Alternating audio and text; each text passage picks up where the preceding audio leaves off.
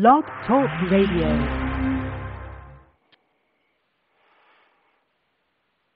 Boa noite, amigos. Estamos começando aqui, inaugurando o nosso programa True Outspeak, Sinceridade de Fato.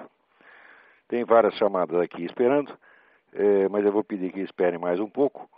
Eu queria começar com alguns comentários da semana e depois passar as respostas de algumas cartas recebidas e depois atender os que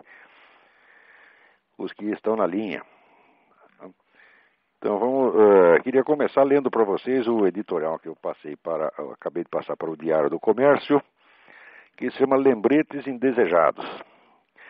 As vitórias fáceis de Lula e Chávez, depois de outras tantas obtidas no continente, ao longo de uma ascensão esquerdista cada vez mais irresistível, são uma ocasião excelente para lembrar a seus adversários ou vítimas algumas verdades óbvias e arquiprovadas, cujo conhecimento teria podido salvá-los se obtido em tempo, mas que eles sempre se recusaram a ouvir. Primeira, o presente sucesso esquerdista começou a ser preparado nos anos 60, com a fundação da OLAS, Organização Latino-Americana de Solidariedade, primeira edição daquilo que viria a ser na década de 90 o Foro de São Paulo. Durante todo esse tempo, nada se fez na direita para criar uma organização equivalente e contrária. Não venham me falar de Operação Condor, um arranjo de improviso restrito à esfera policial-militar, sem nenhum alcance político ou cultural. A esquerda cresceu sozinha no espaço vazio deixado por uma direita cujo único projeto político era ganhar dinheiro na Bolsa de Valores, descaracterizar-se ideologicamente e mimetizar o discurso da moda ditado pelos adversários.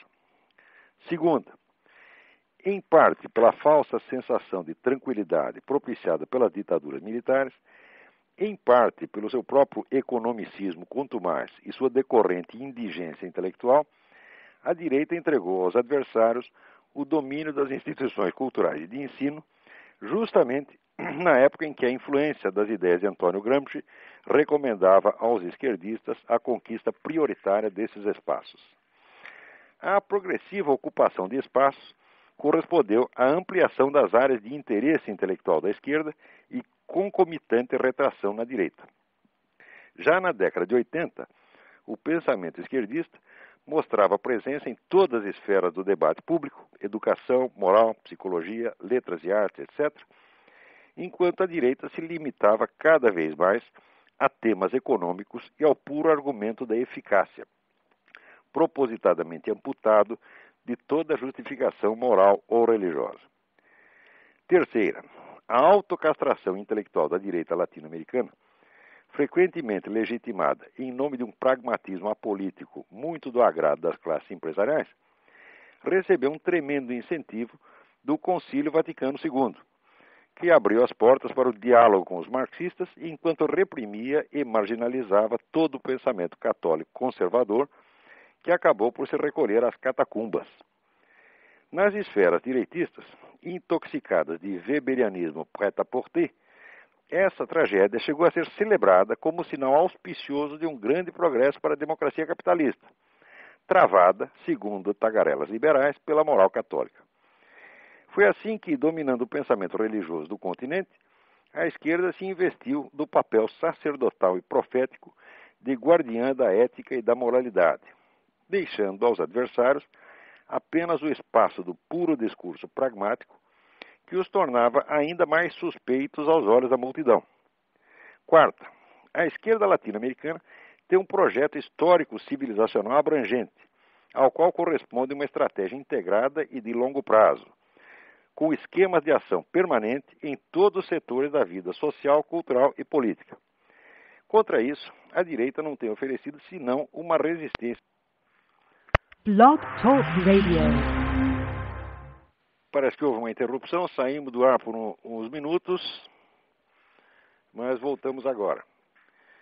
Então está aqui comentando que toda esta ascensão da esquerda latino-americana não foi uma coisa improvisada, quer dizer, foi um processo de 40 anos, durante os quais não houve nenhum esboço, vamos dizer, de resposta pelo outro lado. Quer dizer, a esquerda ocupou um espaço vazio. Mas além de ter esse fator, ainda precisamos lembrar que existe um negócio chamado Movimento Revolucionário Mundial, que tem mais de 200 anos e que é o movimento político mais antigo que existe. E que existe, tem existido nesses 200 anos, de maneira unitária. Quer dizer, tem uma unidade desse negócio. Uma unidade não significa que tem uma coerência doutrinal total, que seria uma bobagem, mas que existe um constante reexame, quer dizer, um constante diálogo de cada geração de revolucionários com a geração anterior. Quer dizer, o movimento revolucionário é extremamente consciente da sua própria história e da sua própria continuidade histórica, né?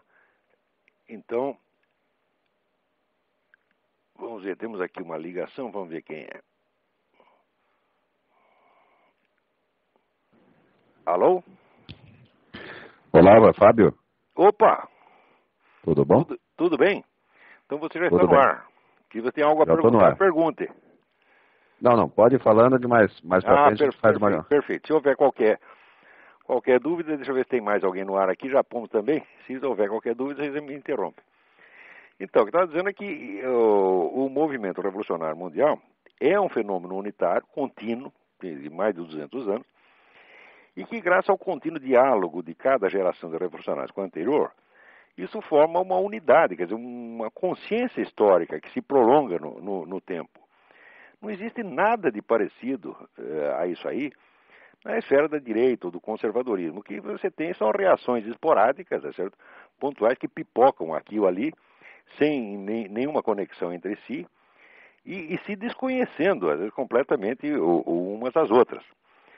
Quer dizer, não é o caso nem de haver hostilidade, porque há facções conservadoras que se desconhecem completamente. Se você pegar, por exemplo, o que no Brasil se chama de direita hoje, a direita brasileira desconhece completamente tudo o que se passa na direita americana ou europeia. Então é uma coisa totalmente inorgânica, né? E sem continuidade. Tem mais alguém que entrou no ar aí. Quem entrou no ar agora? Quer dizer, não é o caso nem de haver hostilidade, porque há facções conservadoras que se desconhecem completamente. Se você pegar, por exemplo, o que no Brasil se chama de direita hoje, a direita brasileira desconhece completamente tudo o que se passa na direita americana ou europeia. Então é uma coisa totalmente inorgânica, né? E sem Então, esse é o assunto do meu editorial de amanhã. Agora, nós temos, essa semana, de várias novidades. Uma coisa de importância extraordinária que está acontecendo é que o esquema, vamos dizer, de matança de dissidentes, que sempre foi um costume da KGB ao longo das décadas, parece que foi restaurado agora pelo Putin. Ao mesmo tempo em que morria este espião lá em Londres, morreu envenenado. Morrer não, não sei se o sujeito já morreu, eu sei que está no hospital. Acontecia a mesma coisa com um ex-ministro russo. Então,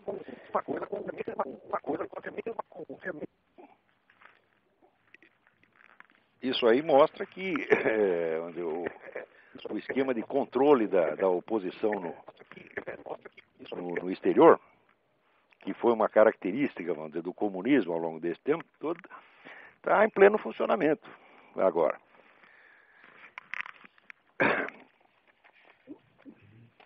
E isso aí, vamos dizer, está coincidindo, vamos dizer, com a formação do imenso bloco ligado ao famoso Pacto de Solidariedade de Xangai, que é, vamos dizer, a nova referência internacional, juntando China, Rússia, né, e alguns países islâmicos, com a ONU, para formar um imenso bloco anti-americano no mundo. Quer dizer, isso aí é o prenúncio de muita coisa ruim que pode acontecer pela frente. Porque o pessoal está achando muito ruim ter a hegemonia americana, mas já pensaram o que seria a hegemonia russa, a hegemonia chinesa? Quer dizer, nós viveríamos como um regime mais ou menos como o do Tibete, né? A gente vê na imprensa internacional toda esta gritaria contra a presença americana no Iraque, mas ao mesmo tempo, no Tibete, o Tibete hoje tem mais soldados chineses na capital Lhasa do que cidadãos tibetanos. Eles estão lá faz muito tempo. E já mataram 1 milhão de tibetanos e ninguém reclama de absolutamente nada, né?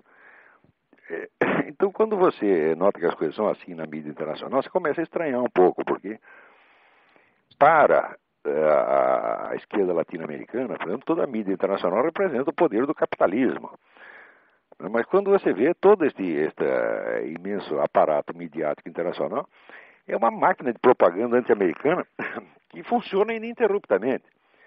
Então é claro que existem interesses enormes por trás disso. Quer dizer, não pode se iludir com essa ideia de que existe um império americano riquíssimo e poderosíssimo e contra ele só meia dúzia de coitadinhos do terceiro mundo. Isso aí, evidentemente, é um mito alimentado pela própria máquina de propaganda, tá certo? Riquíssima.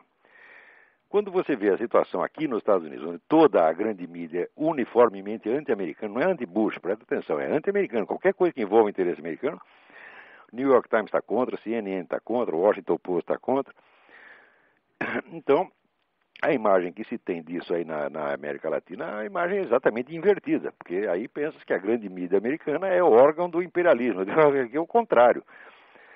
A grande mídia americana é o órgão do anti-americanismo estabelecido. Está praticamente já funcionando a serviço deste Pacto de Solidariedade de Xangai. Um outro acontecimento que eu gostaria de mencionar é o seguinte: eu fiz aquelas gravações com Yuri Vieira, que estão no YouTube e estão ao alcance de quem quiser ouvi-las. Daí alguém me mandou aqui um extrato, uma discussão que se deu no site do pastor Caio Fábio.